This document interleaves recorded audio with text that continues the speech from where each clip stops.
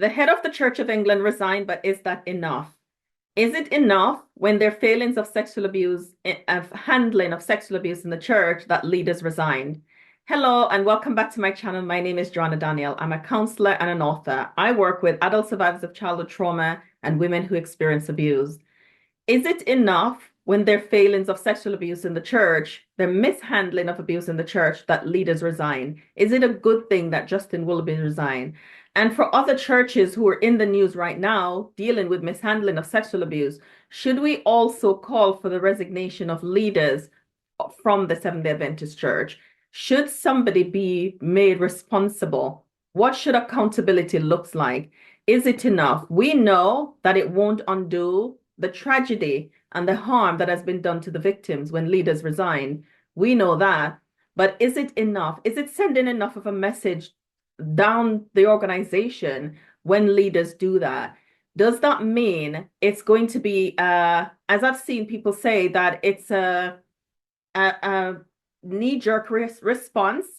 And will it fix the failings throughout the organization of failings around managing sexual abuse? Is he the only person that should resign? Should more leaders be made to take responsibility? And how will we know that there'll be things that are implemented in the church to protect victims and the victims that are right now where their case has been mismanaged? What should happen? There are lots of questions that are being asked. Lots of questions that we, the members, have. And I think there's still secrecy, there's still silence, there's still nothing from the leaders except the response video after the Channel 4 news and then nothing more. Around the church that was protected versus the members that were protected. I mean, the name of the organization, rather, that is protected as opposed to the people that worship in the organization. I believe while it is good that Justin Willoughby resigned, that he's taken responsibility for his lack of leadership around this really very damaging issue, I believe that we need to see what else is the organization doing, and there need to be accountability and authenticity in talking to us about what is happening. And likewise, many churches should be made to do a similar thing around letting people know how they're managing abuse. The thing is that the truth of what happened is many people will be triggered and hurting right now because their reporting of abuse didn't make the news. Their abuse didn't make the news. There are hundreds of people right now that are in similar positions and their abuse did not make the news. Theirs is not being investigated. No leadership is resigning because they mismanage theirs. Nobody who told them we have to protect the good name of the church is not resigning. They're still in their positions and the victims are still hurting.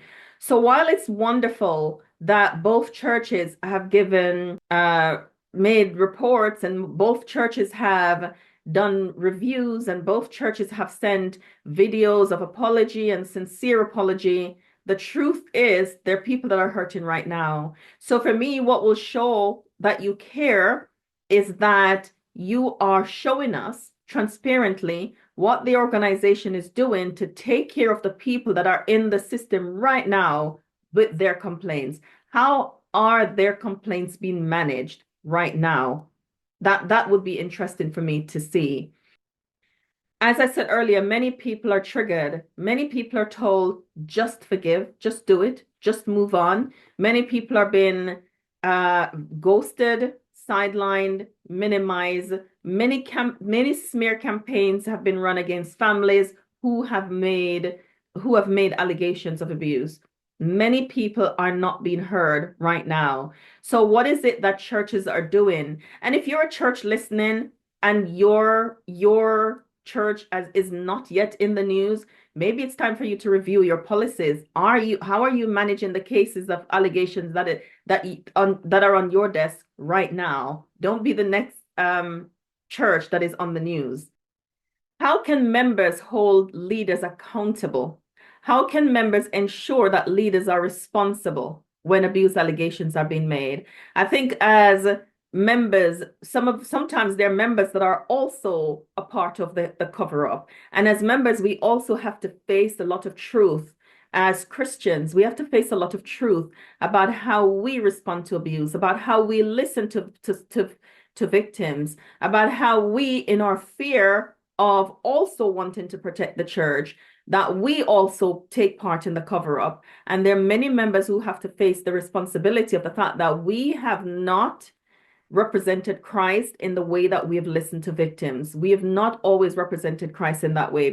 As members, sometimes we're culpable. We are also responsible. Sometimes when people disclose to members, members have also shut them down. Members have also talked about the good name of the church. Members have also misrepresented Christ in pushing people to just forgive and to exposing other people to harm.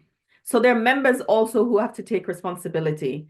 Now, one resignation, the resignation of the Church of England bishop, will not solve the crisis that needs to be solved in the church. For this crisis to be solved in the Christian community, there needs to be an entire shift. A culture shift needs to happen in many churches where there's a zero tolerance of abuse.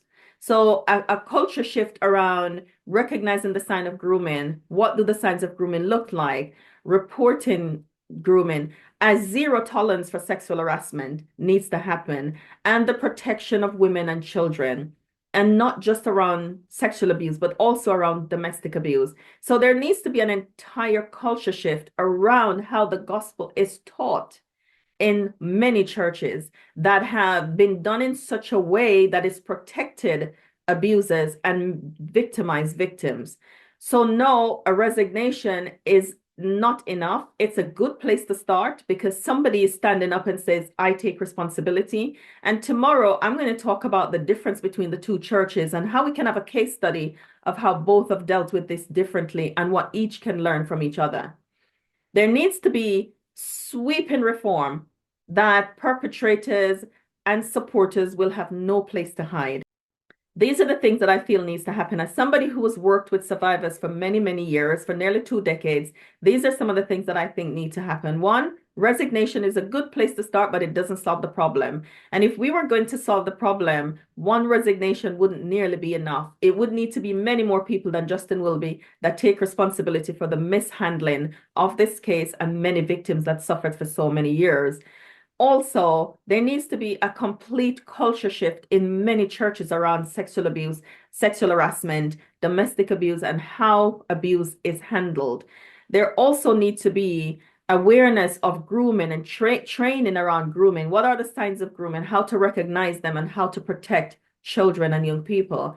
There need to be also sweeping reform around zero tolerance for protection of perpetrators and people who support and hide and protect perpetrators. So those are the things, really, some of the things anyway, that needs to happen in churches in order for us to start to trust again that these are safe places for our children. Let us work together, members, fellow Christians, to do what Isaiah say, to build up the old waste places, to be restorers of the breach and restorers of paths to dwell in. We are an example of the gospel to the world. We represent Christ to the world. If we are hiding and covering up and protecting people when a crime is committed and people are hurting, we're doing the opposite of what we should be doing. Thank you for watching this video. Please don't forget to like and subscribe to my channel and share this video with those who you think will benefit.